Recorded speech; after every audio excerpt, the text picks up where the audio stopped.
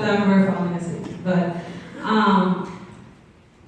I think that it's important to first have a goal, and from that goal, it's then you figure out a way to make it happen.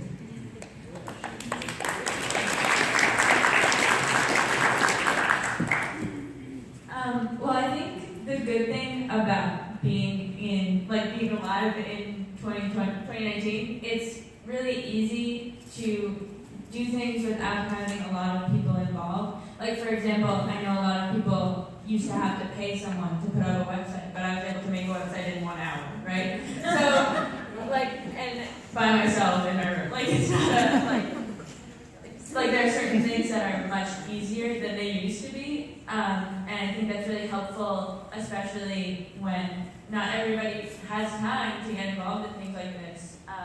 Because so many people are just trying to get into a good college, and then, even if they are interested in politics, they don't necessarily have time to be this involved just because there are other things that they're prioritizing, which is perfectly understandable, but it makes it hard to organize large groups of people.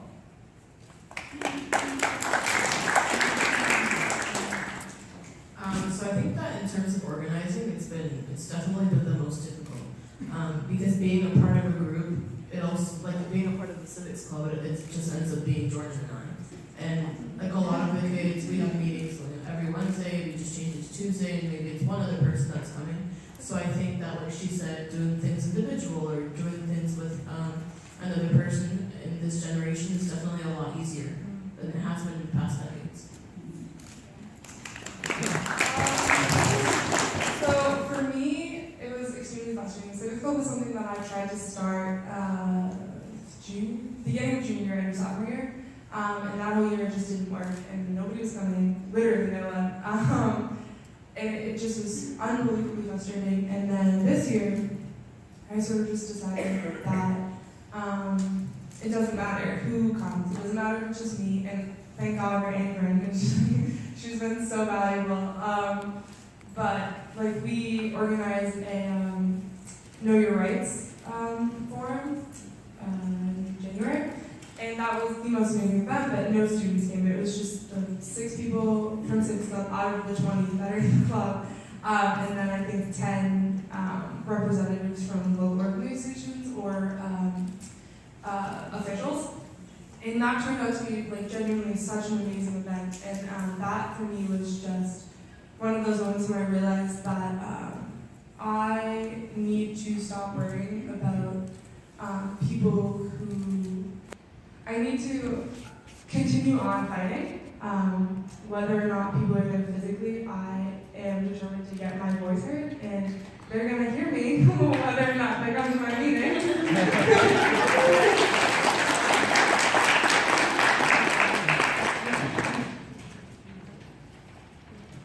By the way, how many people here are educators in some way, shape, or form? Raise your hand. It's a lot. So I think you all, if you've been listening, should really feel affirmed in what you do. You notice how many folks said, well, there was a teacher. I found a teacher who helped me. So thank you for all of your work. Next question. Oh. Sue, next question. You take the question? Oh, I start. No, I can do it. Draw straws. I was hoping these young people here would ask a question. Could you say where you're from and somebody do us? Where from the food project? Wait a minute. We're from the Food Project, which is a land-based activity. Very good. Thank you.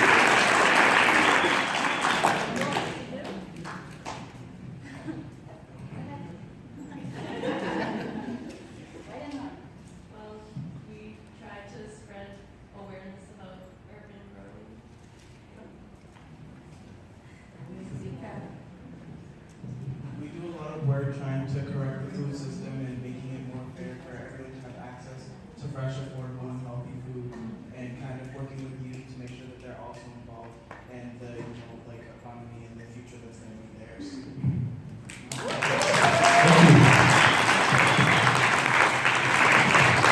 So next year, y'all. Okay. So next question.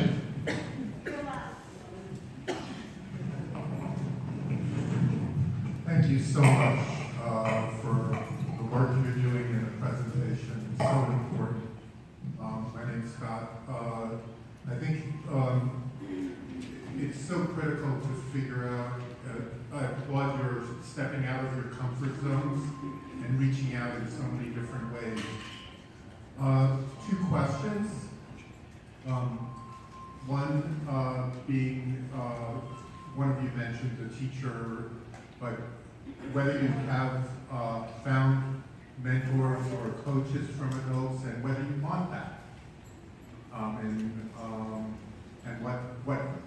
what are the things that are most important in that role? And then the other is about how to encourage others to step out of their comfort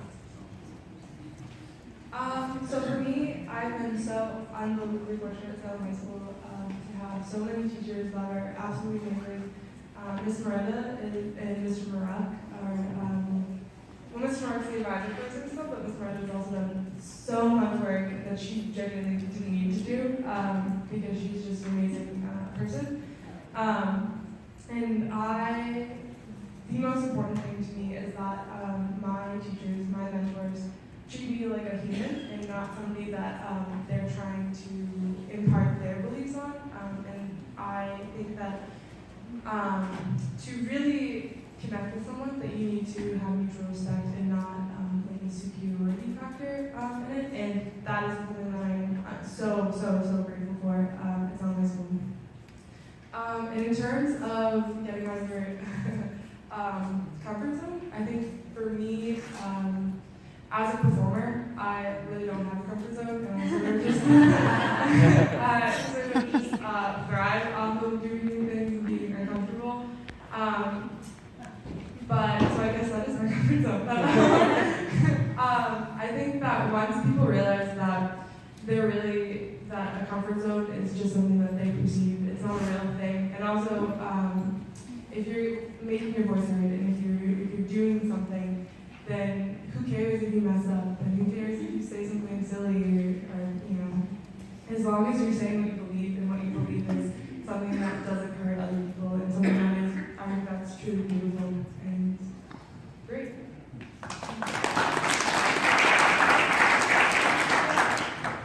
So she spoke about Mr. Brock and Ms. Martin,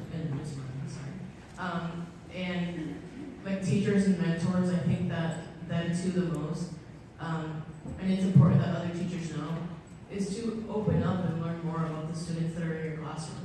Get to know where each of them come from. Because I think knowing that each of the students are unique, maybe build up a lesson plan that'll help them, and speaking about the comfort zone, if you do like a lot of discussions, maybe they'll be more interested. Because if you have kids from different backgrounds, there's different stuff going on in that country, different things going on in the White House that they may be interested in, that'll spark up some interest into their future.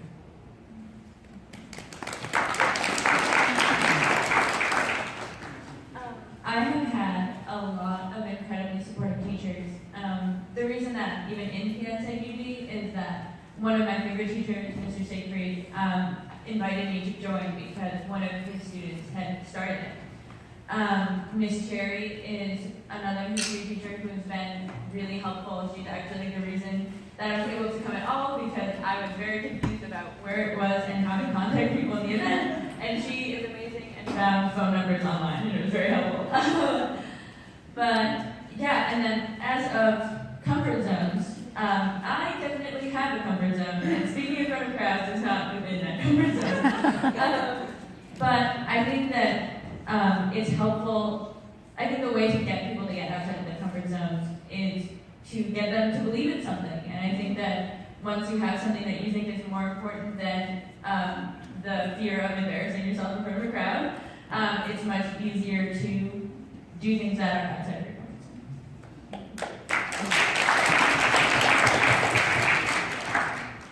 zone. So I am very fortunate in a different way. My school, usually our class sizes are about 18 to 22. All of our teachers are pretty much under the age of 35. And so we have really close relationships with all of them. And all of them do know our full background and everything. I've cried in front of a lot of them. And so I've gained a lot of connections in that way.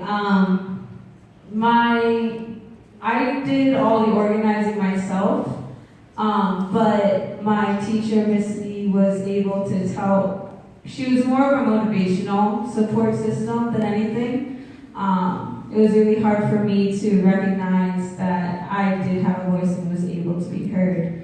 And about the comfort zone thing, I'm like Casey, and I do not like going in front of the stage. I did not like going in front of people, and it was so hard, but to me, it turned less into something that was scary because I felt like I had to do it as a part of the community that was being hurt. And so for me, it turned less into a fear of embarrassment and more of I need to do this to help the people involved. I just want to comment and say that I think that to be really effective, that educators need to realize that education is truly the most important thing in the world, and that without education, there's really not much that we can do as a society. And even if you're not an educator, that furthering what you know and making sure that people are truly aware of what's happening is just the most important thing you can possibly do.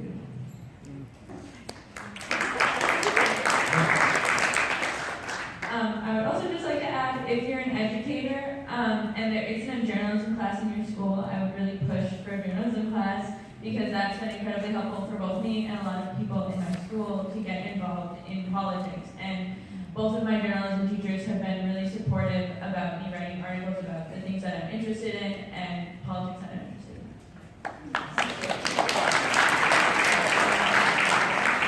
So you notice they're all nervous to begin with, and now they're grabbing for the mic. So I think they're just getting warmed up, but we do need to end this portion of it. They'll be around. We want to have about a 10-minute break, and then we'll have our keynote speaker, Dr. Alexander Pinheiro-Shield from the Essex County Community Organization. So they'll be around to talk to our panelists in between times. And one last round of applause, and then we'll take a